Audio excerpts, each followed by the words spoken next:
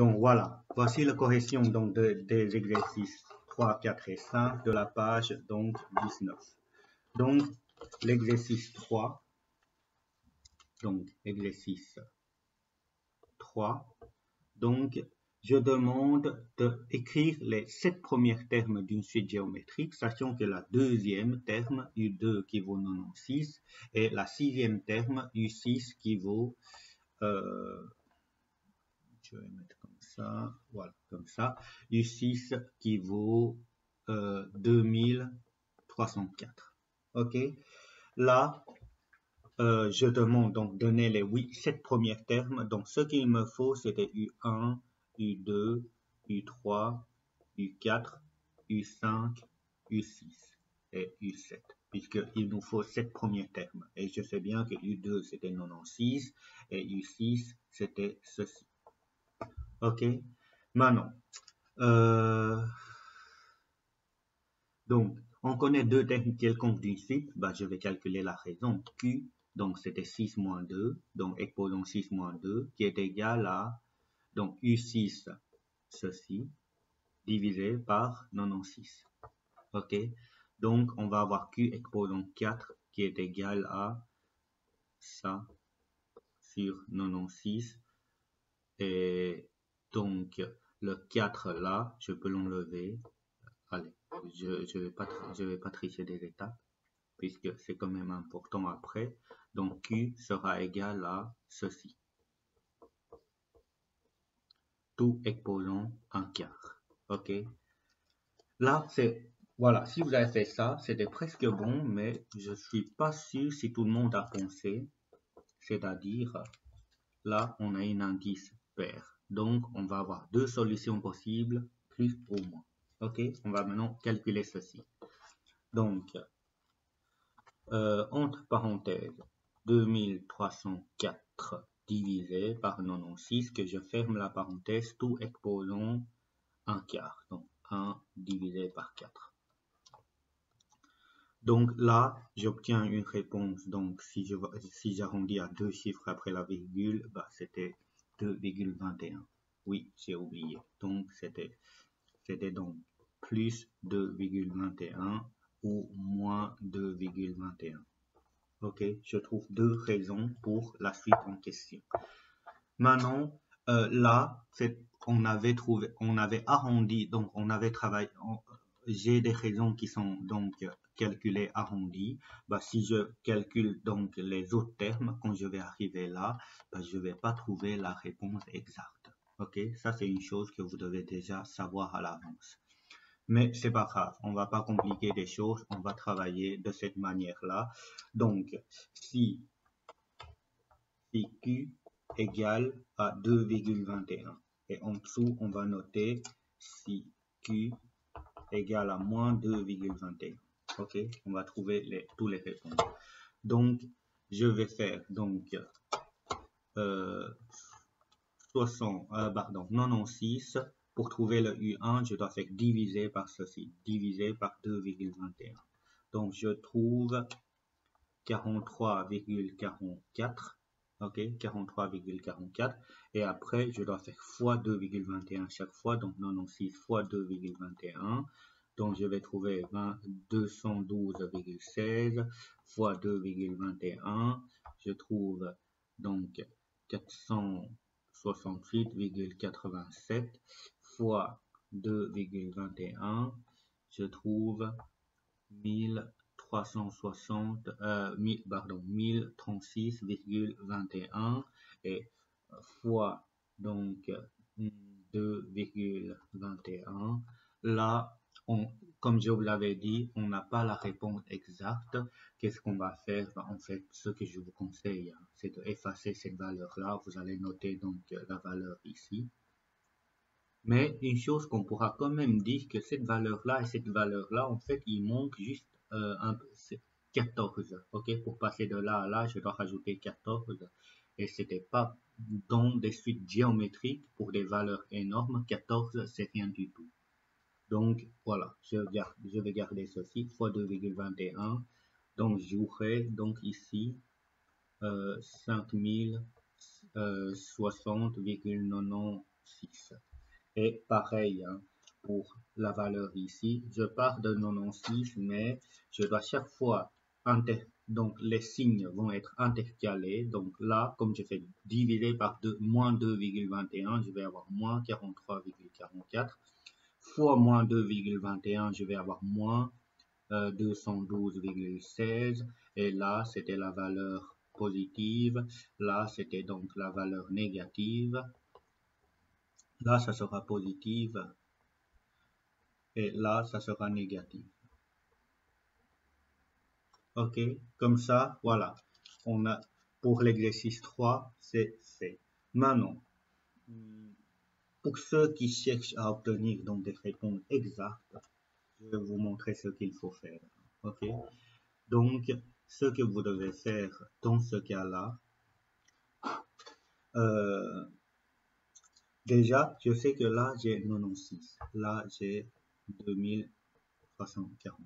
Et je vais essayer de voir si la parenthèse donne quelque chose exact. Hein. Divisé par 96, j'ai 25. En fait, là, j'aurai 24, pardon. 24 exposant un quart. 24 exposant un quart, si je voulais l'écrire d'une manière facile, c'était 24 exposant 0,25. Puisque un quart, c'est 0,25. Donc, je vais travailler avec cette valeur-là. Donc, ça, c'est ma valeur de Q qui est exacte, que j'ai pas arrondi. Donc, je vais faire chaque fois fois 24 exposant 0,25 fois 24,0,25. On va essayer de voir si on va tomber sur la valeur exacte. OK? Ça, c'est une vérification que je fais pour vous montrer que si on voulait avoir des réponses exactes, il y a moyen. Mais si vous faites comme ce que j'ai fait tantôt, c'est parfait. OK? Donc, 96 fois 24 exposant 0,25, j'arrive à 212,48 fois 24 exposant 0,25, j'ai 470,30 fois 24 exposant 0,25, j'ai 1040,95 fois 24 exposant 25, la chose pas 25, vite. Fois 24 exposant, j'ai oublié le 0, donc je dois tout recommencer, puisque donc fois 24 exposant 0,25, j'arrive là, fois 24 exposant 0,25, j'arrive ici, fois 24 exposant 0,25, j'arrive là, et pour trouver la valeur ici, fois 24 exposant 0,25, voilà, là j'ai la réponse exacte. OK? Ça, c'est puisque j'ai pas arrondi là-dedans, du coup, je vais pouvoir trouver une réponse exacte. Mais bien sûr, qu'on avait arrondi à certains moments, tous les restes vont être décalés. Voilà, ça c'était la question 3. Désolé, ça a pris un tout petit peu plus de temps, c'est puisqu'il y a quand même une discussion que je dois faire avec vous pour vous rassurer donc ce que vous devez faire. Maintenant, la question 3, calculer U1 et Q dans les situations suivantes. Donc, exercice 4. Exercice 4, je demande de calculer U1 et Q. OK, et Q. Donc, pour le A, je sais que U3, c'était égal à ceci. Et U6, c'était égal à ça. OK. Et là, on demande de calculer le U1 au premier lieu, mais s'il vous plaît, quand il y a deux termes quelconques qui étaient donnés, même si on demande autre quelque chose, on doit toujours commencer par calculer la raison.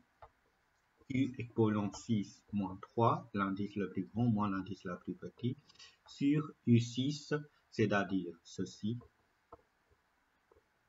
égale à U6 sur, pardon, U3, donc ceci. OK? Et donc là, je vais trouver Q exposant 3 égale à ceci. Donc, ce qui signifie que Q sera égal à donc toute cette expression là, exposant un tiers. Ok, donc je vais calculer donc entre parenthèses 64 000 divisé par 32 768. Je ferme la parenthèse, tout exposant 1 divisé par 3. Donc j'ai 1,25. 1,25. Du coup, voilà, là, c'est le fait que j'ai pas arrondi ici, j'ai gardé tout jusqu'au bout, que j'ai une réponse exacte.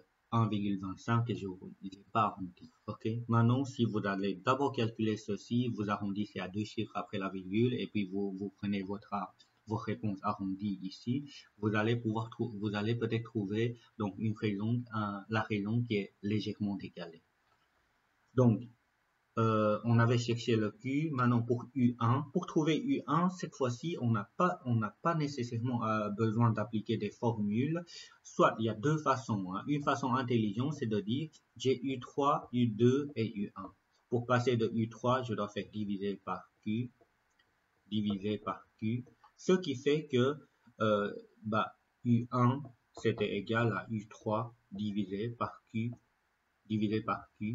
ok, ou U3 c'est divisé par Q au carré. Puisque je fais diviser 2 fois par Q, c'est comme si je fais d'abord Q au carré et je fais tout diviser par ça. Donc, U3, c'était donc ceci, divisé par 1,25 au carré. Mais bien sûr, vous pouvez noter divisé par 1,25 et divisé par 1,25. Donc, c'est pareil aussi. Divisé par 1,25 au carré. Ok, on a trouvé donc la réponse ainsi. Ok, ça c'était donc U1. Maintenant, je vais vous montrer, si je fais diviser par 1,25, je trouve la même réponse. Diviser 2 fois 1,25, je retrouve la même réponse. Ok, et là, faites attention, j'ai pas fait la discussion tantôt. Ici, j'ai un indice impair. Du coup, j'ai juste une seule réponse, ça pose aucun problème. C'est pour ça que quand c'était des suites géométriques, c'est plus facile quand la puissance est impaire, puisqu'on n'a pas de discussion à faire. Ok. Voilà, ça c'était pour le A. Maintenant, pour le B, on a U2 qui est égal à ceci, et U5, c'était égal à 49, et je demande de chercher U1 et Q, c'est toujours la même chose. Donc, Q, je commence toujours par calculer la raison. L'indice le plus grand, c'était 5. L'indice la plus petit, c'était 2. Donc, si égale à l'indice la plus grand, 49. Donc, le terme avec l'indice le plus grand, c'était 49. Sur le terme avec l'indice la plus petit, c'était donc 392. Ok, on a encore Q exposant 3. L'indice pair, 1 impair, on a juste une réponse. Donc, ce cas-là. Donc, ce qui signifie que Q, c'était égal à 49 sur 392, tout exposant un tiers. Donc, je vais essayer de faire donc 49 divisé par 392, tout exposant entre parenthèses 1 divisé par 3. J'ai 0,5. C'est parfait. Donc, une fois j'ai trouvé Q, pour trouver U1, là c'est encore plus facile, j'ai le U2. Pour trouver U1, je dois faire U2 divisé par 0,5 puisque c'est la raison. Ok. Donc, ce qui signifie que U1 c'était donc égal à U2, c'est-à-dire ceci, divisé par 0,5. Je vais trouver donc 4, 8 et 7. Voilà, ça c'était donc la réponse. Ok. Donc ça c'était donc pour le B. Pour le C, maintenant, vous voyez bien que ça allait un peu plus vite maintenant qu'on était habitué. Donc C, on nous dit que U6. Wow, je vais pas passer mon temps à lire les valeurs. Déjà, si je fais pas l'erreur comme je recopie, c'est déjà bien pour ces valeurs-là. Donc U2, c'était égal à ceci, avec 5, 4 0. Voilà. 3 et 5. Ok. Pareil comme tantôt, j'ai eu, pour trouver donc la raison, donc Q exposant l'indice la plus grand 6 moins l'indice le plus petit 2, qui est égal à l'indice, le terme avec l'indice le plus grand, ceci, sur ça. Maintenant, Q sera égal, donc là c'était différent pour 4, donc c'était tout ça,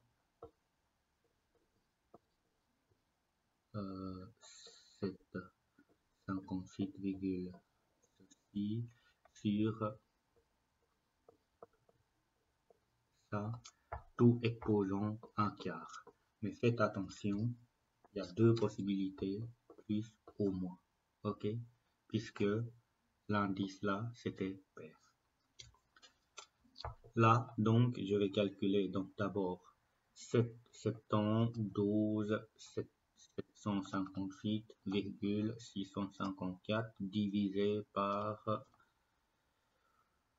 1, 2, 3, 4, 4, 0, je ferme la parenthèse, et tout exposant un quart. Si vous voulez gagner un tout petit peu de temps, vous pouvez faire exposant 0,25, puisque un quart c'est 0,25, et là de nouveau, c'est puisque j'ai gardé cette expression-là en entier que j'ai trouvé une réponse exacte. 1,07 avec le plus et le moins. Ok. Maintenant, il fallait faire pour trouver le U1, il fallait faire attention. Donc, si Q est égal à 1,07 et si Q est égal à moins 1,07. Donc, je pars de U2, hein, comme l'exercice précédent. Donc, je sais que U1, c'était égal à U2 divisé par Q. Donc, je ne vais plus écrire, hein. Je sais bien que U2 c'était cette valeur-là, donc je vais introduire ça dans la calculatrice. Divisé par 1,07, je trouve ceci. Il y a combien de zéros? Il y a 6 zéros, donc 5 millions. Voilà, ça c'est facile à lire. Et si Q était négatif, bah, U1 égale à U2 divisé par Q. Mais cette fois-ci, je divise par un nombre négatif, donc je vais avoir la réponse qui est négative, mais la valeur ne va pas changer. Ok, moins 5 millions. Ça, c'était donc l'exercice 4. Maintenant, on va essayer de voir l'exercice 5. Et après, on va passer à la troisième formule. Donc, pour l'exercice 5, qu'est-ce qu'il nous dit? On nous demande d'insérer 5 termes entre 2 et 31 250 pour former une suite géométrique. Donc, qu'est-ce que cela signifie? Cela signifie que j'ai 2 qui est là. Je dois insérer un terme, 2 termes, 3 termes, 4 termes, 5 termes. Donc, entre 2 et 31 250, je dois insérer 5 termes pour que ça forme une suite géométrique. Ce qui signifie que 2, c'était U1, et ça, c'était U2, U3, U4, U5, U6, U7. Ça, c'était donc le U7. OK? Maintenant, bah, on connaît U1, on connaît U7. Pour trouver les autres termes, bah, il suffit d'avoir la raison. OK? Donc, on va chercher la raison. Q, c'était égal à 7, l'indice le plus grand 7, moins l'indice le plus petit 1, qui est égal à le terme avec l'indice le plus grand ici divisé par 2. Donc Q exposant 6 sera égal, là divisé par 2, je sais bien que quand je fais ça, je vais trouver une valeur exacte, donc je vais le faire déjà, divisé par 2. Je trouve ceci, ok? Puisque c'est divisé par 2 et je vois bien que ça c'est un nombre qui est divisé par 2, je suis sûr que je ne vais pas avoir quelque chose qui est bizarre. C'est pour ça que je le fais déjà maintenant, ok? Ensuite, pour trouver donc Q, de nouveau, c'est un indice pair. Ok, faites attention, c'est plus ou moins ceci. Tout exposant 6. Donc, un sixième, pardon. Donc, je dois faire tout exposant 1 divisé par 6. J'ai 5. Et plus ou moins 5. Ok, donc pour insérer des termes dans les suites, pour former donc une suite géométrique, en fait, il y a deux possibilités. Soit la première possibilité, c'était si Q égale à 5. Donc 2 fois 5, 10, fois 5, 50, fois 5, 250, fois 5, 1250, fois 5, 6250, f fois 5, là, je vais trouver ceci. OK. Une deuxième possibilité, c'est quand Q est égal à moins 5. Donc là, je vais avoir 2 fois moins 5, moins 10. Moins 10 fois moins 5, 50. 50 fois moins 5, moins 250. En fait, c'était chaque fois les mêmes valeurs avec des signes qui sont intercalés. Et ça tombe bien puisque quand j'arrive ici, je vais retrouver le nombre positif. OK? Voilà. Ça, c'est tout l'exercice d'application donc de la deuxième formule.